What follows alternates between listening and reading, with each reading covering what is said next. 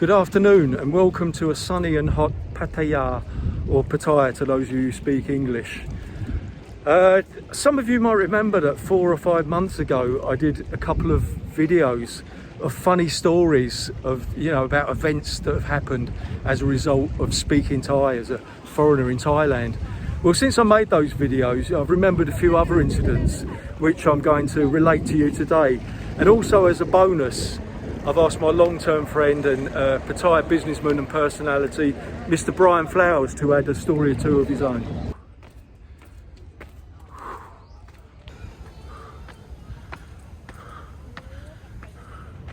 If you ever want a nice walk in Pattaya, you can walk down Walking Street, past the Bali High Pier, and if you carry on for about half a kilometre or so, there's a little staircase on the left, and you walk your way up to the big Pattaya sign, which is behind me right here. Beautiful walk, beautiful walk. Now, as I was walking up here, I saw a few dogs, a few stray dogs, and that kind of, it reminded me of something that happened many years ago in a village in central Thailand. I was sitting down in the village and there were a few dogs around, and you know what dogs are like, they're like people. They've all got vastly different personalities. And this one dog was really vicious, it was really growling at me. So I said in Thai, ma ba, which means like dog crazy dog, And the elderly guy who was the owner of the dog, he said to me in Thai, he goes, no, not a crazy dog. And I said, well, did you see it? It was pretty vicious. And he's like, no, it's not a crazy dog. And I thought, well, I guess he knows his dog better than me. It's not worth arguing. But he wouldn't leave it there. He got up and he went inside the house. And I was a bit perplexed. I couldn't really think what I'd said wrong. Had I upset him or something? And then he came out a few minutes later with some paperwork, and he came out and he said to me, look, I've got certificates. And I thought, well, this is a man who takes the sanity of his canines really seriously. He's got certificates to prove that his dogs aren't crazy. So anyway, I looked at this certificate, and what it was a vaccination certificate. And what I never realised was that Ma Ba is Thai for rabies. They call it Rok Ma Ba. So when I said his dog was crazy, he thought I said, your dog's got rabies. And of course, he went to get the certificates to prove that he'd been vaccinated. So now you know.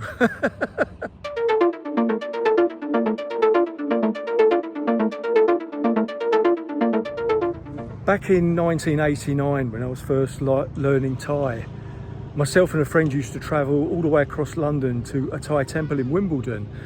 And on Sunday afternoons, some of the monks would give Thai lessons. And I was just learning, and I can remember that one of these monks had said he was from Ubon Ratchathani, which is in northeast Thailand, or that, they call it Park Isan. That's what the Thais call northeast Thailand. So I tried to say to him, look, yeah, you're from northeast Thailand, you're from Park Isan. And, he just looked at me perplexed, and so I tried saying it again, and he just looked at me a bit puzzled, like I was an idiot or something. And, eventually after a couple of minutes, he worked out what I was trying to say. I was saying it incorrectly. And he said, oh, now I know what you mean. He said, I thought you were asking if I was from Pakistan.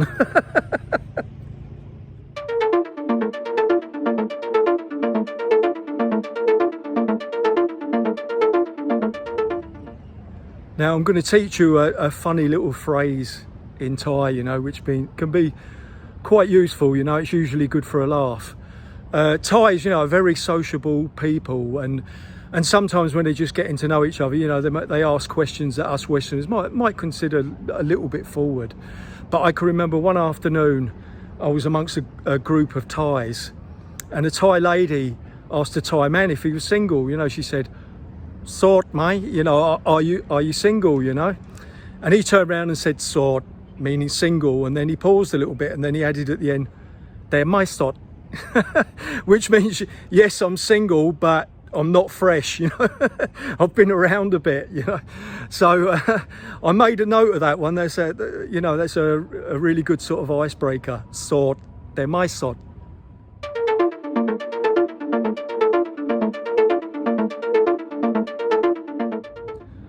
Now, generally speaking in Thailand, you know, Thais don't tend to swear as much as us Westerners do. But I mean, of course, you know, there are exceptions to anything. And for some reason, one of the gravest insults you can give in Thai is I hear, which is basically calling somebody a monitor lizard. You know, I don't know why it's such a great insult to call somebody a monitor lizard, but it is. And obviously, you know, Thais don't always expect us to know that. And I can remember once walking through Karl and walking past a group of young Thai men, and I heard one of them turn around to me and say, I hear, you know, sort of directing at us, me and my friends, thinking that we wouldn't understand. And I got quite angry, you know, because I understood it.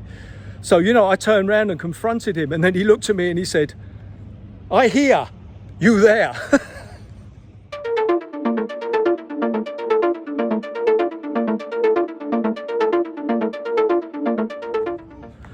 I used to live in a guest house in Bangkok. You know, it was a really nice place, and it was run very well by a Thai Chinese man, you know, an older Thai Chinese man. And I can remember once there was a group of Thais sitting eating in, you know, in a restaurant area of the guest house, and I heard them talking to the owner, and they were speaking to him, and they were calling him Ahia, like that, you know. And I just couldn't believe it, you know, because I knew that calling somebody a monitor lizard is very rude, you know, a grave insult, and I just couldn't believe that they were saying it to his face, you know. And he wasn't getting angry either. So anyway, a few minutes later, he'd gone away to do something, and I said to them, I said, you know, why were you calling him a monitor lizard? And then they said, no, we weren't, you know, we didn't call him I hear, we called him Ahia, which is actually like a kind of a Chinese way of calling somebody boss, but showing great respect, you know. But it's just a tonal thing, you know. You know, here, you know. I think it's one of them examples where a little knowledge can be a dangerous thing. But being this, I think there was a bit of fun going on there. I think they were kind of making play at the fact that you know, that the two expressions were close together. But it's worth keeping in mind, you know, they might not always be throwing insults.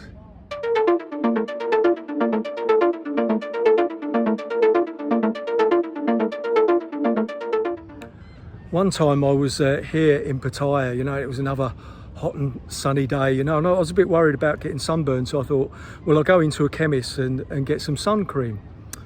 So I walked into the chemist to order cream gandet, which is, you know, how you say sun cream, you know, but I said it slightly wrong, you know. There are quite a few letters in the Thai language that sound very close to each other.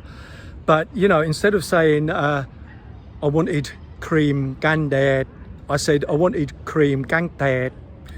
And they sound very similar, to be, you know, even to this day I find it quite hard to hear the difference between the two of them. But all I knew was that, you know, there were a few girls in the chemist when I asked, and they started giggling to each other, and she sort of looked at me like, what do you want? So I repeated it again, you know, like cream gandet. And she sort of, you know, they started giggling, and then so I thought, oh, I don't know what I'm saying wrong. So I said it in English, you know, sun cream, you know, and I did the motions, and she said, oh yeah, and she got the sun cream for me, and I bought it. And as I'm walking out, I can hear them sort of burst out in laughter again, you know. And I'm thinking, well, you know, what is it? What did I say wrong? You know, what is, you know, I know what that means, you know, like the sun, but what does that mean? I'll tell you what, that's your homework. Find out what it means. And please don't put the answer in the comments section.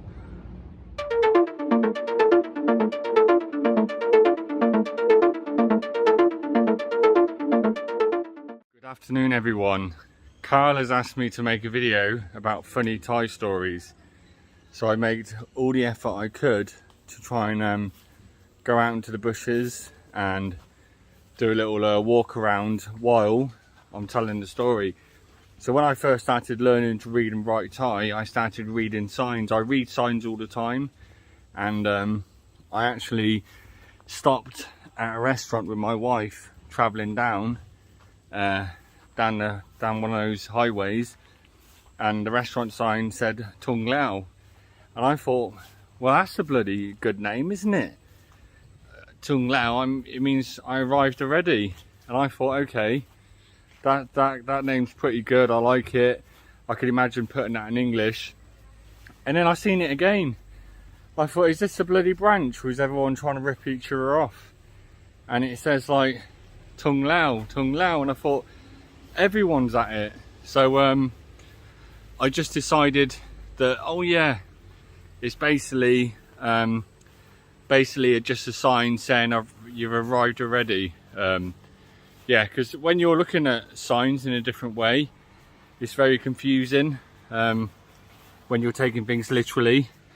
Also, the other thing is that when people ask me questions in Thai, they ask me how many bars I've got, and I tell them we've got 28 bars, and they think that I've obviously made a mistake.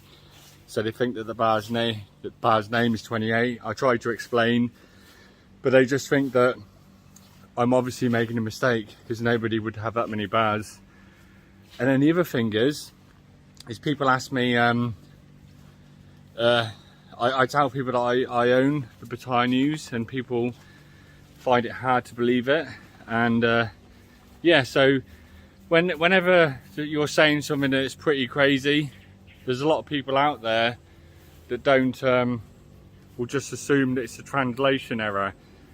I've actually got a book of loads of words that were confusing, and my teacher's lost it, but I'm going to try and find it, and then I'll update it with Karl. But there's some really funny ones in the book.